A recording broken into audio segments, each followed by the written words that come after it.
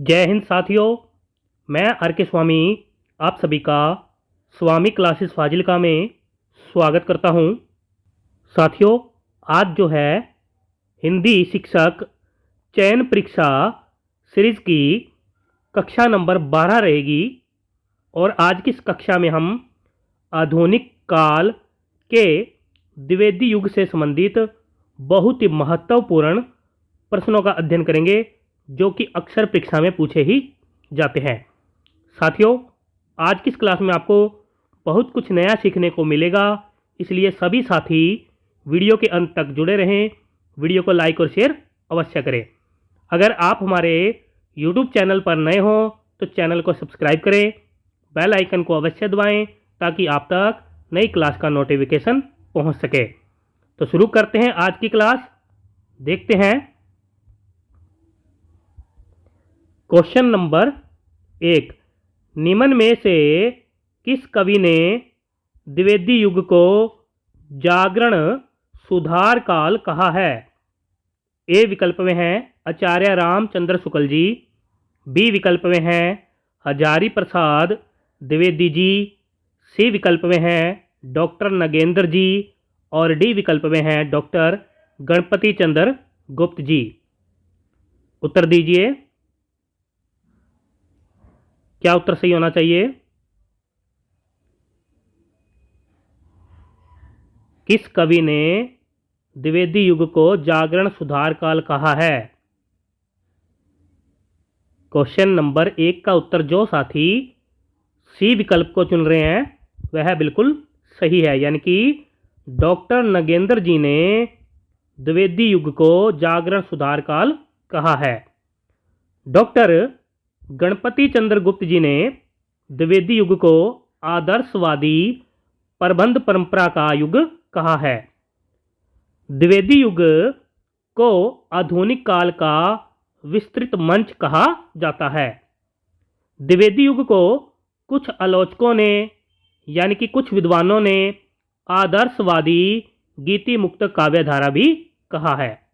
सभी साथी याद कर लेंगे। आगे देखते हैं क्वेश्चन नंबर 2। निम्न में से कौन सी विशेषता द्विवेदी युग की नहीं है? ए विकल्प में है नीति और आदर्श का निरूपण, बी विकल्प में है इतिवृत्तात्मकता की भावना, सी विकल्प में है पुनरुत्थान की भावना और डी विकल्प में है समस्या पूर्ति की भावना। उत्तर दीजिए। नीति और आदर्श का निरूपण द्विवेदी युग की विशेषता है। इतिवृत्तात्मकता की भावना भी द्विवेदी युग की विशेषता है। पुनरुत्थान की भावना भी द्विवेदी युग की विशेषता है। समस्या पूर्ति की भावना जो है द्विवेदी युग की विशेषता नहीं है। समस्या पूर्ति की भावना जो है भारतेंदु युग की विशेषता मानी जाती है, यानी कि इस प्रश्न का सही उत्तर है डी विकल्प। आगे देखते हैं क्वेश्चन नंबर 3। निम्न में से सरस्वती पत्रिका के संस्थापक कौन थे? 4 विकल्प दिए गए हैं, सही विकल्प का चयन करेंगे। ए विकल्प में है डॉक्टर श्याम सुंदर दास जी, बी विकल्प में है महावीर प्रसाद द्विवेदी जी, सी विकल्प में है चिंतामणि घोष जी, डी विकल्प में है राधा कृष्ण दास जी। उत्तर दीजिए। एक बार सभी साथी वीडियो को लाइक और शेयर कर दें ताकि नए साथी भी चैनल के साथ जुड़ सकें और हिंदी की तैयारी कर सकें। जैसे कि आप सभी को पता है कि कल 1 फरवरी 2025 से लुधियाना में हमारा ऑफलाइन बैच शुरू हो रहा है। जो भी साथी ऑफलाइन पढ़ना चाहता है वह नीचे दिए गए नंबर पर संपर्क कर सकता है। क्वेश्चन नंबर 3 का उत्तर जो साथी सी विकल्प को चुन रहे हैं वह बिल्कुल सही है, यानी कि सरस्वती पत्रिका के संस्थापक जो है चिंतामणि घोष जी माने जाते हैं। जो साथी विकल्प ए और बी को चुन रहे थे वह साथी ध्यान से देखे कि क्वेश्चन में संस्थापक पूछा गया था न कि संपादक। आगे देखते हैं। क्वेश्चन नंबर 4, निम्न में से किस कवि ने 1903 ईस्वी से 1920 ईस्वी तक सरस्वती पत्रिका का संपादन कार्य संभाला था? ए विकल्प में हैं डॉक्टर श्याम सुंदर दास जी, बी विकल्प में हैं आचार्य रामचंद्र शुक्ल जी, सी विकल्प में हैं पदूम लाल पुन्नालाल बख्शी जी और डी विकल्प में हैं महावीर प्रसाद द्विवेदी जी। उत्तर दीजिए। बहुत ही अच्छा क्वेश्चन है।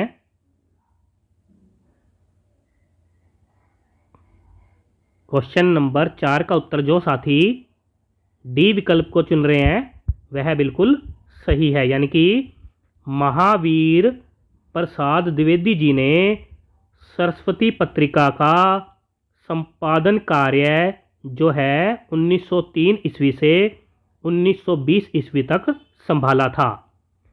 डॉक्टर श्याम सुंदर दास जी ने सरस्वती पत्रिका का संपादन कार्य जो है 1901 ईस्वी से लेकर 1903 ईस्वी तक संभाला था और पदूमलाल पुन्नालाल बख्शी जी ने सरस्वती पत्रिका का संपादन कार्य जो है 1921 ईस्वी से 1925 ईस्वी तक संभाला था। सभी साथी याद कर लेंगे। आगे देखते हैं। क्वेश्चन नंबर 5, निम्न में से किस कवि ने सरस्वती पत्रिका को 20वीं शताब्दी के प्रारंभिक काल का विश्व कोश कहा है? ए विकल्प में है डॉक्टर बच्चन सिंह जी, बी विकल्प में है आचार्य रामचंद्र शुक्ल जी, सी विकल्प में है विश्वनाथ प्रसाद मिश्र जी और डी विकल्प में है डॉक्टर राम कुमार वर्मा जी। उत्तर दीजिए। बहुत ही अच्छा क्वेश्चन है। सरस्वती पत्रिका को 20वीं शताब्दी के प्रारंभिक काल का विश्व कोश किसने कहा है?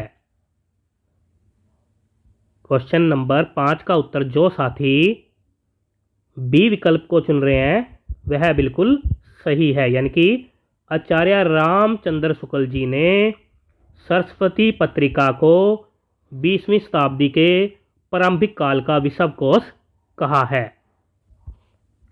आगे देखते हैं। क्वेश्चन नंबर 6, निम्न में से कौन सा कवि द्विवेदी युग का नहीं है? ए विकल्प में है श्रीधर पाठक जी, बी विकल्प में है हरिओध जी, सी विकल्प में है मैथिली शरण गुप्त जी और डी विकल्प में है राधा कृष्ण दास जी। उत्तर दीजिए। क्वेश्चन नंबर 6 का उत्तर जो साथी डी विकल्प को चुन रहे हैं वह बिल्कुल सही है, यानी कि राधा कृष्ण दास जी जो हैं द्विवेदी युग के कवि नहीं है। राधा कृष्ण दास जी भारतेंदु युग के कवि माने जाते हैं। श्रीधर पाठक जी, हरिओध जी, मैथिली शरण गुप्त जी और इनके साथ ही महावीर प्रसाद द्विवेदी जी, जगन्नाथ दास रत्नाकर जी, रामचरित उपाध्याय जी, गिरधर शर्मा जी, लोचन प्रसाद पांडे जी और व्योगी हरि जी द्विवेदी युग के प्रमुख कवि माने जाते हैं। सभी साथी याद कर लेंगे। आगे देखते हैं। क्वेश्चन नंबर 7, जगत सच्चाई सार और वनाष्टक रचनाएं किसकी हैं? ए विकल्प में है बाल कृष्ण भट्ट जी, बी विकल्प में है श्रीधर पाठक जी, सी विकल्प में है महावीर प्रसाद द्विवेदी जी और डी विकल्प में है हरिओध जी। उत्तर दीजिए। बहुत ही अच्छा क्वेश्चन है। सभी साथी जल्दी से उत्तर दीजिए। यह दोनों रचनाएं जो है श्रीधर पाठक जी की मानी जाती है। यानी कि इस क्वेश्चन का सही उत्तर है बी विकल्प। अगर हम बात करें श्रीधर पाठक जी की, तो इनका जन्म जो है 1859 ईस्वी में हुआ माना जाता है और इनकी मृत्यु जो है 1928 ईस्वी में हुई मानी जाती है। इनके पिता का नाम पंडित लीलाधर जी माना जाता है। श्रीधर पाठक जी आधुनिक हिंदी खड़ी बोली के प्रथम कवि माने जाते हैं। इन्हें प्रकृति का उपासक कवि भी कहा जाता है। आचार्य शुक्ल जी ने श्रीधर पाठक जी को स्वच्छंदतावाद का प्रवर्तक माना है। इनकी अन्य रचनाओं की अगर हम बात करें तो जिनमें प्रमुख है मनोविनोद, धन विजय, गुणवंत हेमंत, जार्ज वंदना और भारत गीत इनकी प्रमुख रचनाएं मानी जाती है। इनकी अनुदित रचनाएं हैं एकांतवास योगी, उज्जड़ ग्राम, शांत पथिक और ऋतु संहार। सभी साथी याद कर लेंगे। आगे देखते हैं। Question number 8। खरीफ के खेतों में जब सुनसान है, रवि के ऊपर किसान का ध्यान है, यह पंक्ति किसकी है? ए विकल्प में है श्रीधर पाठक जी, बी विकल्प में है मैथिली शरण गुप्त जी, सी विकल्प में है महावीर प्रसाद द्विवेदी जी और डी विकल्प में है हरिओध जी। उत्तर दीजिए। यह जो पंक्ति है उन्हीं की है जिन्होंने कहा जगत है सच्चा, तनिक न कच्चा, समझो बच्चा इसका भेद, और जिन्होंने कहा प्रकृति यहाँ एकांत बैठी, निज रूप स्वार्थी। यानी यह जो पंक्ति है श्रीधर पाठक जी की मानी जाती है। क्वेश्चन नंबर 8 का उत्तर है ए विकल्प। सभी साथी याद कर लेंगे। आगे देखते हैं। Question number 9।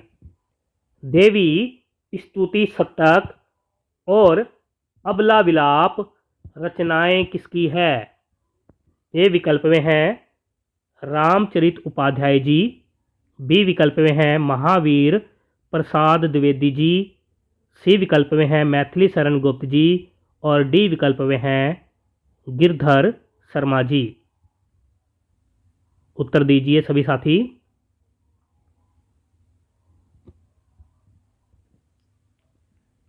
क्वेश्चन नंबर 9 का उत्तर जो साथी बी विकल्प को चुन रहे हैं वह बिल्कुल सही है। यानी कि यह दोनों रचनाएं जो है महावीर प्रसाद द्विवेदी जी की मानी जाती है।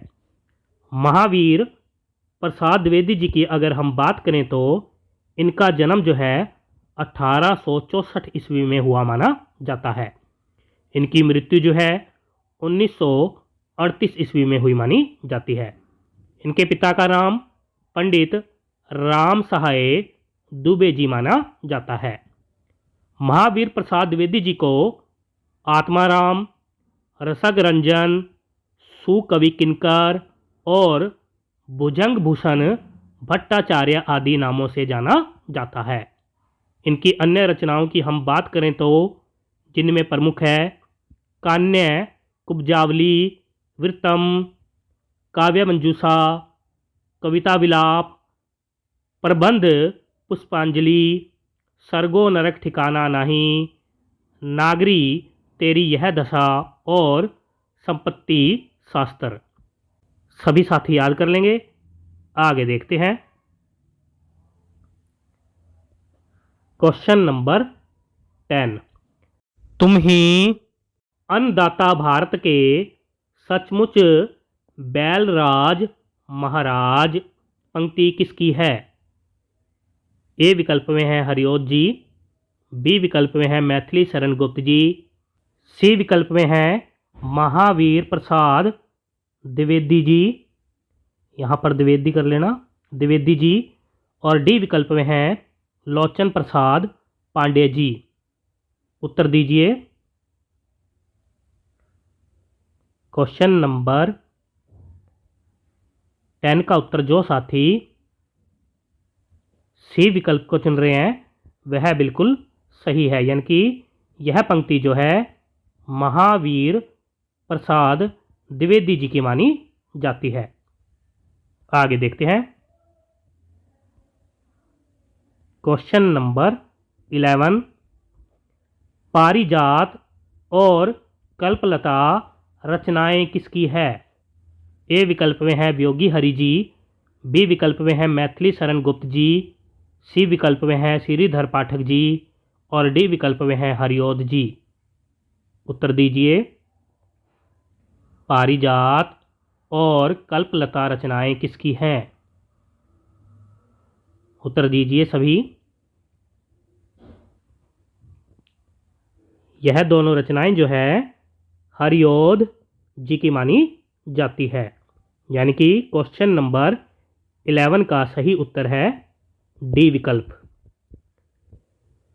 अगर हम बात करें अयोध्या सिंह उपाध्याय हरिओद जी की, तो इनका जन्म जो है 1865 ईस्वी में हुआ माना जाता है। इनकी मृत्यु जो है 1947 ईस्वी में हुई मानी जाती है। इनके पिता का नाम भोलानाथ उपाध्याय जी, माता का नाम रुक्मणी देवी जी और पत्नी का नाम जो है आनंद कुमारी जी माना जाता है। डॉक्टर गणपति चंद्र गुप्त जी ने हरिओद जी को आधुनिक काल का सूरदास कहा है। इन्हें कवि सम्राट भी कहा जाता है। इनकी अन्य रचनाओं की अगर हम बात करें तो जिनमें प्रमुख है प्रिय प्रवास, कृष्ण सप्तक, रसिक रहस्य, रस कलश, फूल पत्ते, हरिओद सतसई, एक तिनका, चोखे चौबदे और चुभते चौबदे। सभी साथी याद कर लेंगे। आगे देखते हैं। क्वेश्चन नंबर 12, गंगा अवतरण और उद्धव शतक रचनाएं किसकी हैं? ए विकल्प में है महावीर प्रसाद द्विवेदी जी, बी विकल्प में है रामचरित उपाध्याय जी, सी विकल्प में है जगन्नाथ दास रत्नाकर जी और डी विकल्प में है वियोगी हरि जी। उत्तर दीजिए।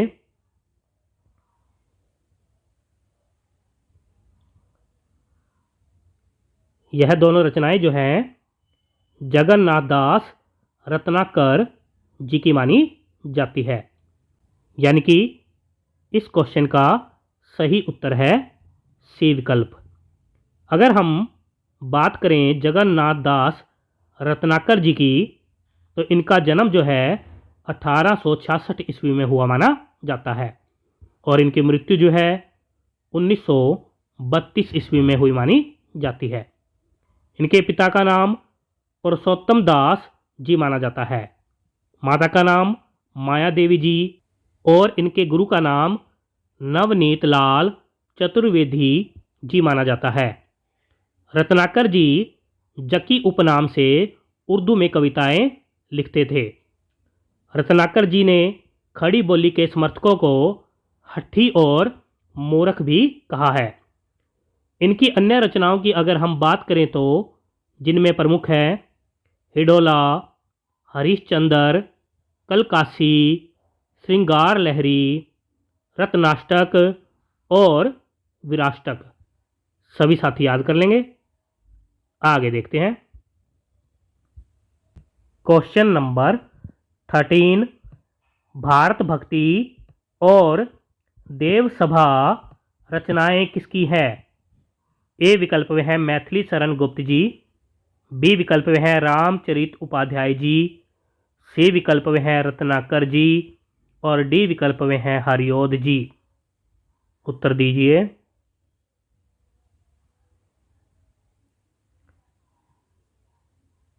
यह दोनों रचनाएं जो है रामचरित उपाध्याय जी की मानी जाती है, यानी कि इस क्वेश्चन का सही उत्तर है बी विकल्प।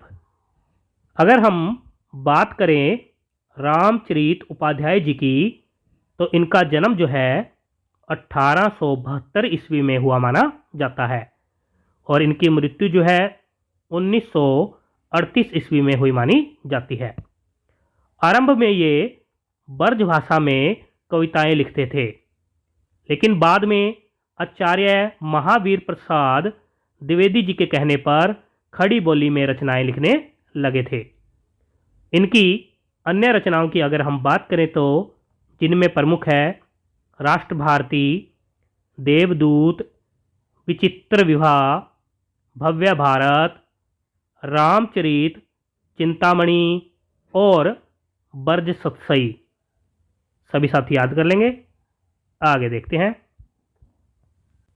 क्वेश्चन नंबर 14, मैथिली शरण गुप्त जी की कौन सी रचना अनुदित है? ए विकल्प में है पलासी का युद्ध। यहाँ पर पलासी लिख लेना, पलासी।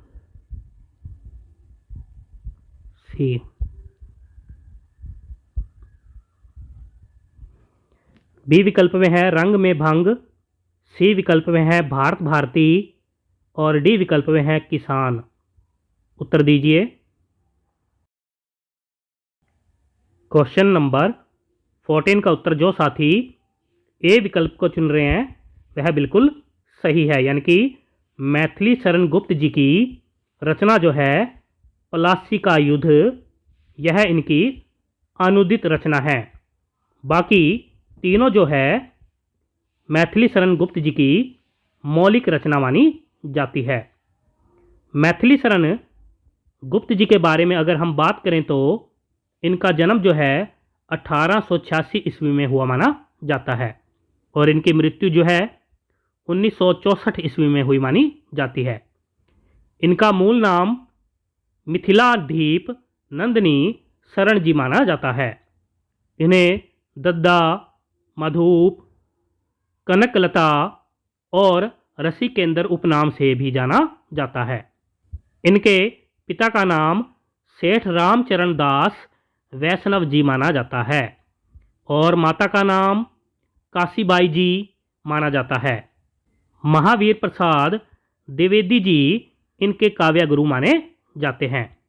डॉक्टर गणपति चंद्र गुप्त जी ने इनको यानी कि मैथिली शरण गुप्त जी को आधुनिक काल का तुलसीदास कहा है। आचार्य शुक्ल जी इनको सामंजस्यवादी कवि मानते हैं। सभी साथी याद कर लेंगे। आगे देखते हैं। क्वेश्चन नंबर 15, मैथिली शरण गुप्त जी की कौन सी रचना नहीं है? ए विकल्प में है भारत भारती, बी विकल्प में है साकेत, सी विकल्प में है जय भारत और डी विकल्प में है साहित्य विहार। उत्तर दीजिए। साहित्य विहार जो है मैथिली शरण गुप्त जी की रचना नहीं है। साहित्य विहार रचना जो है वियोगी हरि जी की मानी जाती है। अगर हम बात करें भारत भारती की तो इसका प्रकाशन वर्ष जो है 1912 ईस्वी माना जाता है। भारत भारती एक देशभक्ति संबंधी रचना है। भारत भारती रचना 3 खंडों में विभक्त है। नंबर 1 पर है अतीत खंड, नंबर 2 पर है वर्तमान खंड, नंबर 3 पर है भविष्य खंड। भारत भारती रचना के लिए ही महात्मा गांधी जी ने 1936 ईस्वी में गुप्त जी को राष्ट्रीय कवि की उपाधि दी थी। बात करें साकेत की, साकेत एक राम कथा पर आधारित खड़ी बोली में रचित प्रबंधात्मक महाकाव्य है। साकेत में 12 सर्ग शामिल है। जय भारत रचना में जो है 47 सर्ग शामिल है। जय भारत रचना को प्राचीन भारत की हिंदू संस्कृति का स्वच्छंद दर्पण कहा जाता है? सभी साथी याद कर लेंगे। आगे देखते हैं। Question number 16। वही मनुष्य है जो मनुष्य के लिए मरे, पंक्ति किसकी है? वही मनुष्य है जो मनुष्य के लिए मरे, पंक्ति किसकी है? ए विकल्प में है हरिओत जी, बी विकल्प में है मैथिली शरण गुप्त जी, सी विकल्प में है वियोगी हरि जी, डी विकल्प में है महावीर प्रसाद द्विवेदी जी। उत्तर दीजिए। बहुत ही अच्छा क्वेश्चन है।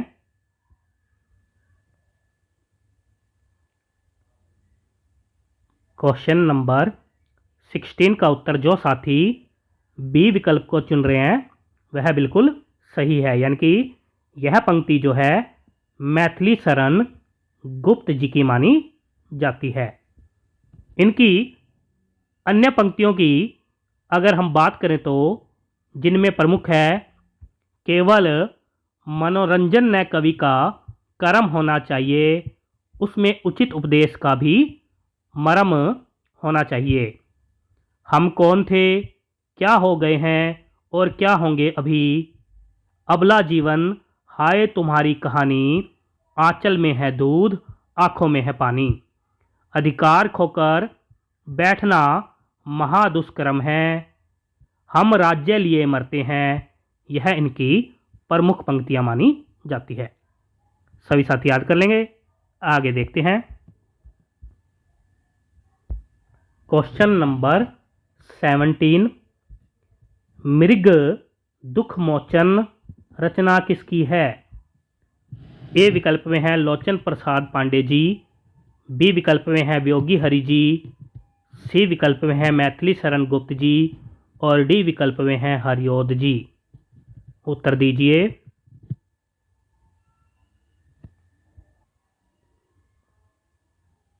क्वेश्चन नंबर 17 का उत्तर जो साथी ए विकल्प को चुन रहे हैं वह बिल्कुल सही है, यानी कि यह रचना लोचन प्रसाद पांडे जी की मानी जाती है।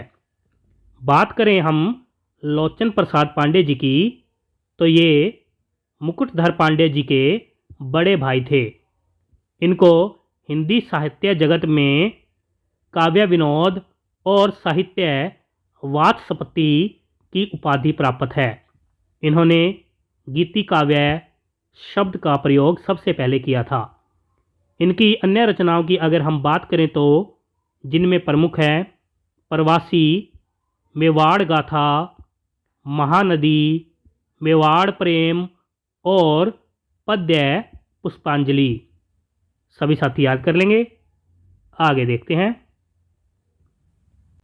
Question number 18।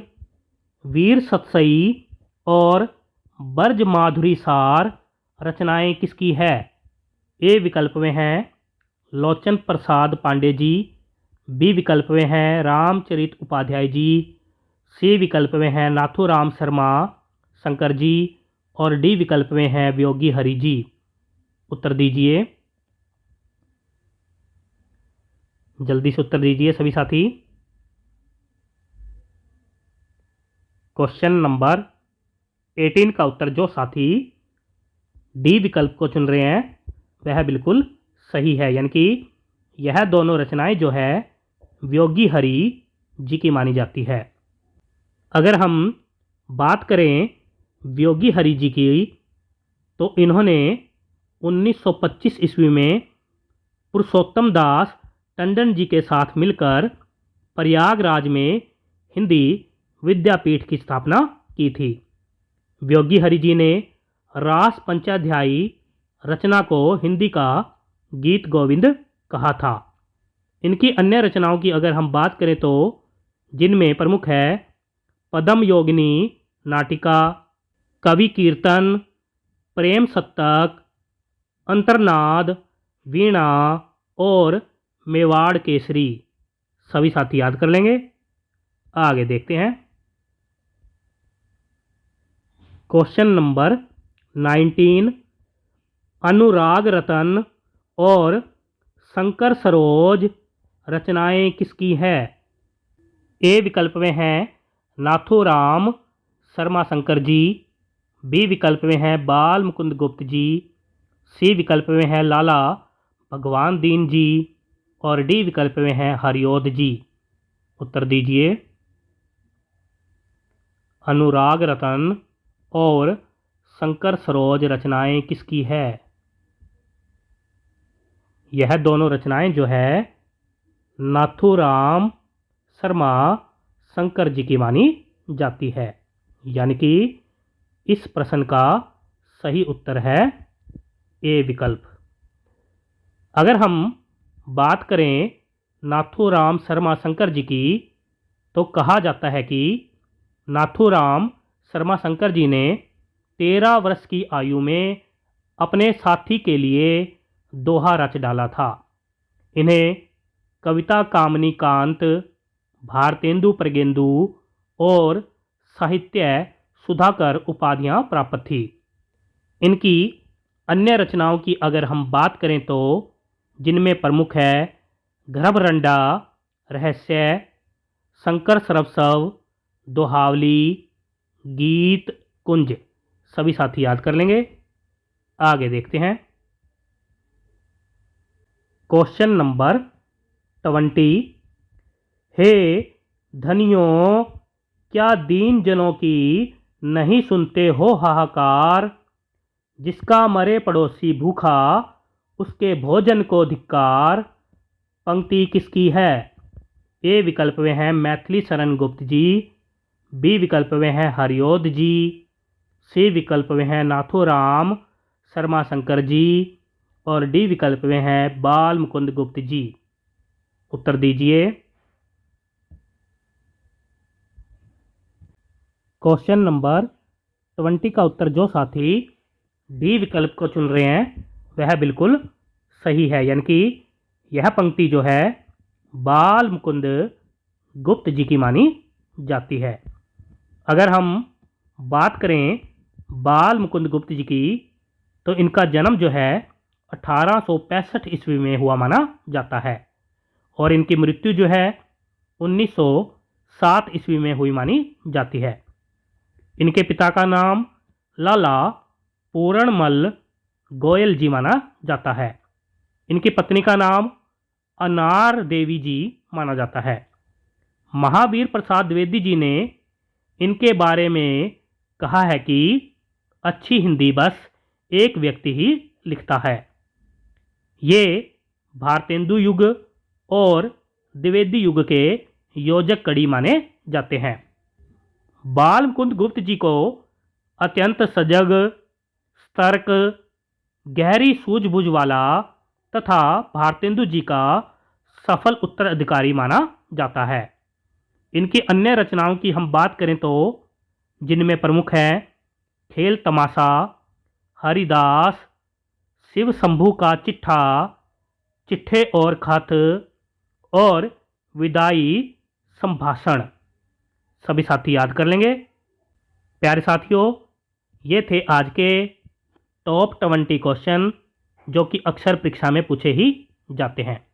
आशा करता हूँ आज की इस क्लास में आपको बहुत कुछ नया सीखने को मिला होगा। इसी प्रकार से निरंतर अध्ययन करने के लिए चैनल को सब्सक्राइब करें, बेल आइकन को अवश्य दबाएं ताकि आप तक नई क्लास का नोटिफिकेशन पहुंच सके। अगर आपने हमारी पहली वाली क्लासें नहीं देखी हैं तो आप प्ले लिस्ट में जाकर उन क्लासों को अवश्य देखें और हिंदी की बेहतर तैयारी करें। और अन्य जानकारी के लिए नीचे दिए गए नंबर पर संपर्क कर सकते हो। तो मिलते हैं अगली क्लास में, तब तक के लिए जय हिंद।